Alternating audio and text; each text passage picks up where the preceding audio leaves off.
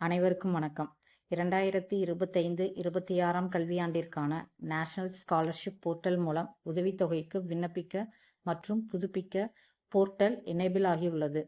கடந்த ஆண்டு 2024-25 கல்வியாண்டிற்கான உதவித்தொகை பெற்றவர்களுக்கு NSP போர்ட்டல் மூலம் குறுஞ்செய்தி உங்கள் மொபைல் எண்ணிற்கு வந்திருக்கும். அவர்கள் NSP போர்ட்டல் மூலம் ரெனிவல் புதுப்பிக்க வேண்டும்.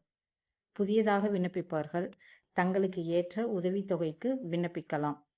ரெனிவல் செய்பவர்கள் எவ்வாறு ரெனிவல் செய்ய வேண்டும் என்ற வீடியோ டிஸ்கிரிப்ஷனில் உள்ள லிங்கில் பயன்படுத்தி தெரிந்து கொள்ளலாம்.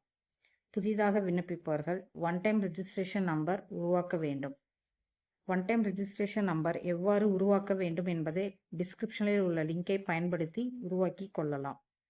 ஏதேனும் சந்தேகம் இருப்பின் கமெண்டில் தெரியப்படுத்தவும். Kindly support my channel. நன்றி.